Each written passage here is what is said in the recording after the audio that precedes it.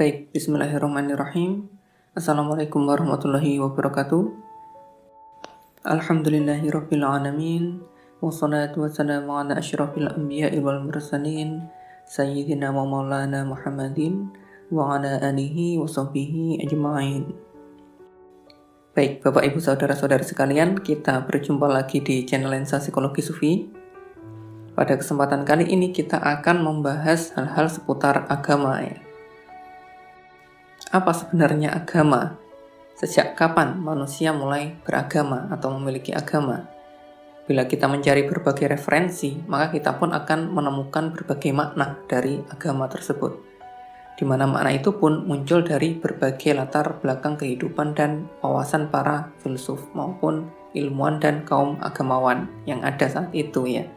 Ada yang memaknainya dari pengkajian secara khusus dan perenungan mendalam terkait dengannya, dan ada pula yang memaknainya berdasarkan sentimen, sehingga ia cenderung seperti berupa ekspresi sesaat saja dari kondisi jiwa atau nosnya terkait agama di dalam kehidupannya khususnya, yang terkadang lebih bernuansa negatif ya, karena adanya berbagai ekspresi kekecewaan di dalamnya. Entah itu karena penderitaan hidup yang ia alami, ataupun yang ia lihat gitu misalnya. Kita terima semua itu sebagai bagian dari fakta kehidupan yang Tuhan adakan ya.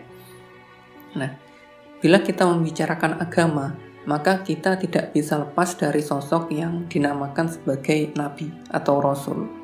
Seorang manusia yang dipilih dan dijadikan Tuhan sebagai perantara untuk menyampaikan petunjuknya. Maka sederhananya, berdasarkan hal itu, agama tidak lain adalah petunjuk dari Tuhan. Sehingga sejak Tuhan memberi manusia petunjuk dalam menjalani kehidupannya lah, agama pun sudah ada di dalam kehidupan manusia. Dan tentunya dalam perjalanan panjang peradaban umat manusia ini, petunjuk itu pada mulanya bukan bersumber dari sebuah buku atau kitab suci seperti kita saat ini, melainkan suatu informasi yang diberikan Tuhan melalui Jibril maupun yang secara langsung Tuhan masukkan ke dalam dada atau hati ruhani manusia. Dan itulah yang terjadi pada Nabi Adam sebagai manusia pertama. Begitu pula para nabi yang lainnya. Hingga terakhir adalah Nabi Muhammad SAW. Ada yang menilai bahwa semua itu hanyalah ilusi. Namun, kami sebagai orang psikologi memandang hal itu bukanlah ilusi ya. Seperti ilusi visual maupun auditori karena adanya gangguan di dalam sistem saraf di otak kita, di dalam kepala kita, itu bukan. Karena ini ada di dalam dada. Mungkin nanti ada hubungannya dengan otak di jantung manusia. Seperti apa dan bagaimana itu, namun masih belum ada temuan yang jelas terkait hal itu. Yang jelas saat ini, fenomena mendapatkan informasi di dalam dada itu memang ada. Jadi manusia memang memiliki potensi itu. Dan sekali lagi, itu bukan di kepala ya, atau otak kita ini bukan. Kalau psikologi sufi mengkonsepsikannya sebagai hati ruhani.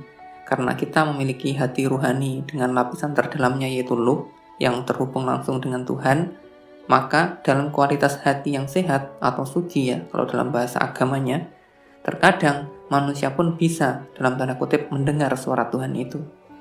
Dan itu bukan dalam bentuk perkataan maupun perasaan yang umumnya kita miliki ya. Namun demikian, hal itu pun langsung terpahami secara literal pada diri manusia yang bersangkutan, sesuai bahasa yang ia miliki. Kalimat terakhir ini pasti terkesan sulit dipahami ya, dan cenderung tidak masuk akal bagi umumnya kita. Kalau belum pernah mengalami sendiri memang demikian, karena jenis realitasnya memang berbeda. Silahkan dibuka video lain yang terkait, nanti insya Allah kami sisipkan di atas. Baik, kita lanjutkan saja ke bahasan yang lebih mudah. Pertanyaan mendasarnya, kalau agama itu adalah petunjuk Tuhan, mengapa manusia membutuhkan petunjuk dari Tuhan itu? Karena manusia terlahir tanpa memiliki pengetahuan, dan mereka pun memiliki batas-batas indrawi di dalam mengetahui sesuatu, juga batas-batas pengalaman terkait yang ada, baik terhadap alam yang sangat luas ini dengan keanekaragaman isinya ya, dan juga utamanya terkait kegaiban, realitas ruhani, atau jenis realitas yang tidak bisa ditangkap oleh indera tubuh biologis mereka. Tuhan dan kehidupan akhirat khususnya ya.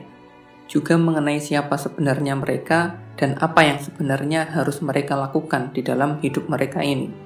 yang mana bukan karena kehendak mereka sendirilah mereka terlahir di muka bumi ini. Begitu kan ya? Maka, karena ketidaktahuan dan keterbatasan yang ada itulah, manusia membutuhkan informasi dari Tuhan yang mengetahui seluruh realitas yang ada, dan yang menghendaki keberadaan mereka sendiri, yang menciptakan mereka sebagai makhluk yang diberi kesadaran, kehendak pribadi, dan akal budi. Oleh karena itulah sesungguhnya, agama sebagai petunjuk dari Tuhan pun merupakan fitrah kebutuhan manusia itu sendiri, agar mereka di dalam menjalani hidupnya bisa memiliki kesadaran dan hubungan yang benar dengan Tuhan dan seluruh alam, seluruh ciptaannya secara utuh ya, dan bisa selamat di dalam kehidupan setelah kematian nanti. Sebagaimana firman Tuhan, maka hadapkanlah wajahmu dengan lurus kepada agama Islam sesuai fitrah dari Allah yang telah menciptakan manusia menurut fitrah itu. Quran Surat Ar-Rum ayat 30.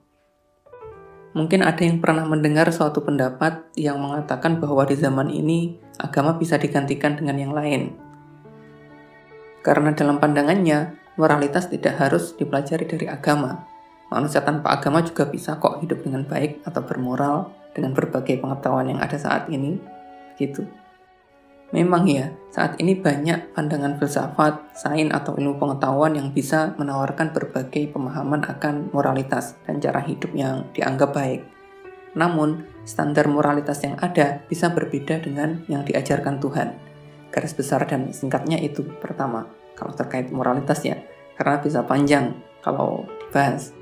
Dan kedua, petunjuk Tuhan dalam kitab suci, Al-Quran, bukan sekedar terkait moralitas, melainkan juga memberi informasi terkait berbagai keberadaan atau realitas yang berkaitan dengan diri manusia yang tidak bisa mereka sadari, yaitu utamanya terkait Tuhan sendiri dan kehidupan setelah kematian atau akhirat, yang akan menjadi tempat pembalasan dalam tanda kutip ya, yang penuh keadilan karena berdasarkan atas keadilan Tuhan, karena Dialah yang maha adil dan maha bijaksana. Nah, informasi terkait realitas, kebenaran eksistensial di luar kemampuan manusia ini mustahil bisa digantikan, di mana hanya orang-orang tertentu, yaitu para nabi dan rasulullah dengan kondisi jiwa atau nasnya yang suci, pernah mengalaminya sendiri secara nyata. Yang mana ada orang yang tidak mempercayainya, menganggapnya ilusi, atau mengatakan hal-hal yang berbeda terkait Tuhan dan kehidupan setelah kematian, maka tidak lain, kemungkinan besar mereka hanyalah menduga-duga tanpa mengalaminya sendiri secara nyata untuk membela dan memuaskan diri mereka sendiri. Mereka mengatakan suatu hal yang tidak mereka alami sendiri, yang tidak mereka ketahui. Oleh karena itulah, iman dan keberserahan diri sangat dibutuhkan. Bahkan tidak ada agama kecuali dengan keberserahan diri kepada Tuhan, itu tidak ada. Pasti ada aspek keberserahan diri tersebut. Dan Islam itu adalah nama yang sangat sesuai sebagai agama, yang tidak lain memiliki makna berserah diri.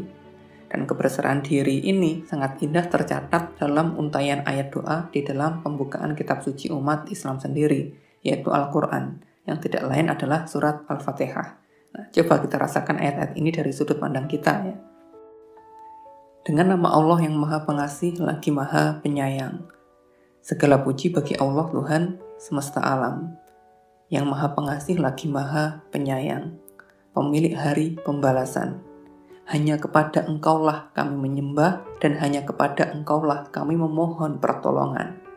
Bimbinglah kami ke jalan yang lurus, yaitu jalan orang-orang yang telah Engkau beri nikmat, bukan jalan mereka yang dimurkai, dan bukan pula jalan orang-orang yang sesat. Quran Surat Al-Fatihah ayat 1-7. Sebuah untaian ungkapannya, ayat-ayat keberserahan diri kepada Tuhan. Dan itulah Islam. Sebagai seorang muslim, sudah selayaknya untuk senantiasa memelihara dan menghayati ayat-ayat ini di dalam dirinya. Karena di situ ada wujud dari keberserahan diri kita. Makanya subhanallah sebenarnya surat Al-Fatihah itu. Dan setelah ayat berisi permohonan ini, indahnya lagi dilanjutkan dengan ayat surat lain, yaitu surat Al-Baqarah. 5 ayat pertamanya. Dan lihatlah ini dari sudut pandang Tuhan. Alif Lam Mim, kitab Al-Quran ini tidak ada keraguan di dalamnya. Ia merupakan petunjuk bagi orang-orang yang bertakwa. Nah, ini seakan-akan menjawab permohonan petunjuk sebelumnya tadi. Dan kelanjutannya, siapakah orang yang bertakwa itu? Yaitu orang-orang yang beriman pada yang gaib, menegakkan sholat dan menginfakkan sebagian rezeki yang kami anugerahkan kepada mereka. Dan mereka yang beriman pada Al-Quran yang diturunkan kepadamu, Nabi Muhammad ya, dan kitab-kitab suci yang telah diturunkan sebelum engkau, dan mereka yakin akan adanya akhirat. Mereka lah yang mendapat petunjuk dari Tuhannya, dan mereka itulah orang-orang yang beruntung. Quran Surat Al-Baqarah ayat 1-5. Maka sudah cukup jelas dan indah kan ya? Agama atau terkhususnya adalah petunjuk Tuhan berupa kitab suci Al-Quran ini. Merupakan suatu petunjuk yang diberikan oleh Tuhan untuk manusia. Dan kebersamaan diri itu ada dua ya. Pertama adalah kebersamaan diri akan petunjuk Tuhan di dalam kitab suci. Dan kedua adalah kebersamaan diri terhadap realitas hidup yang Tuhan adakan, yang Tuhan hadirkan di dalam kesadaran hidup kita sehari-hari. Karena semua ini juga ayat-ayatnya. Sesungguhnya dalam penciptaan langit dan bumi, serta pergantian malam dan siang, terdapat ayat-ayat atau tanda-tanda kebesaran Allah bagi orang-orang yang berakal. Quran Surat Al-Imran ayat 190. Sehingga kita perlu menerima apa adanya kedua hal ini, yaitu petunjuk Tuhan di dalam kitab suci dan realitas hidup kita sehari-hari, yang Tuhan ciptakan, Tuhan adakan, Tuhan hadirkan di dalam kesadaran kita sehari-hari. Namun, maksudnya di sini bukan bermalas-malasan ya, diam begitu saja dengan apa yang ada, bukan. Maksud dari menerima realitas hidup yang dihadirkan atau diciptakan Tuhan itu, kita menerima apa adanya bagaimana alam dan kehidupan ini diciptakannya. Bagaimana hukum-hukum di dalamnya, apa yang ada dan juga tidak ada.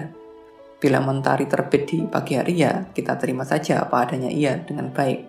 Bukan mengeluhkan lebih-lebih mengutuk kedatangannya, karena kita ingin bermalas-malasan di kamar misalnya. Begitu pula tatkala hujan turun, ya tidak perlu dikeluhkan, dan lain-lainnya ya. Kita hanya perlu meresponnya dengan baik sesuai petunjuk yang diberikan Tuhan kepada kita. Sehingga bila ada suatu persoalan di dalam kehidupan, kita bukan melulu mengeluhkannya, melainkan cukup mencari suatu pilihan, solusi terbaik dari petunjuk yang Tuhan berikan, dan menjalankannya dengan penuh ketulusan, keikhlasan kepada Tuhan. Begitulah Islam kami rasa, menerima apa adanya dan menjawab atau merespon dengan baik, benar sesuai petunjuk yang ada. Sederhana ya, dan sekaligus berat bagi kita-kita yang nafsunya sulit diajak kerjasama. Gitu. Karena terkadang, atau sering mungkin ya, bagi sebagian orang, karena nafsu ini menginginkan banyak hal, ia cenderung mengabaikan kenyataan-kenyataan hidup di sekelilingnya dan membawa kita untuk berangan-angan akan realitas lain yang jauh, bahkan yang sebenarnya tidak ada di dunia ini. Dunia fantasi itu kan demikian, di film-film anime itu banyak, dan sebenarnya itu juga kurang sehat juga, karena akan membawa jiwa atau nos kita kemana-mana, sehingga ia cenderung tidak bisa diam untuk menyadari dan menerima secara utuh realitas yang ada di sini dan saat ini, dan mengisinya dengan suatu hal yang sesuai kebutuhan kondisi realitas yang ada. Karena terlalu sibuk berangan-angan dia, hingga akhirnya pun sering juga energi atau stamina mental jiwa nafsnya habis untuk itu, sehingga tidak akan ada energi lagi untuk melakukan hal lain yang sebenarnya bermanfaat, sehingga mau melakukan apapun bisa jadi malas gitu, tidak ada energi. Sudah membuat sulit untuk menerima realitas yang ada, tambah lagi menjadikan kita kurang produktif, sehingga cukup merusak kehidupan nafsu semacam itu sebenarnya. Karena itulah sikap menolak, menutup diri dari kebenaran petunjuk Tuhan dan juga realitas hidup yang diciptakannya ini bisa mengakibatkan penyakit mental, jiwa atau nafs di dalam diri manusia. Bahkan ia pun bisa membawa kita pada penderitaan tiada akhir setelah kematian nanti. Na'udzubillah ya. Tuhan memberikan petunjuk melalui kitab suci ini bisa dikatakan sudah merupakan kebaikan Tuhan ya. Karena Tuhan juga tidak butuh apa-apa dari manusia. Kitalah yang membutuhkannya. Dan ini merupakan rahmat besar dari Tuhan untuk kita. Di samping itu, agar nanti pula manusia di akhirat tidak komplain perihal tidak diberi petunjuk olehnya. Maka sekarang tinggal manusianya mau menerima fakta dari keterbatasan dirinya tadi dan percaya kepada Tuhan atau tidak dengan petunjuk yang telah Tuhan berikan. Dan disitulah ujiannya. Baiklah, Wallahu a'lam bishawab, mungkin demikian yang bisa kami bagikan saat ini. Kurang lebihnya kami mohon maaf. Salam sehat, damai, sejahtera bagi kita semua. Wassalamualaikum warahmatullahi wabarakatuh.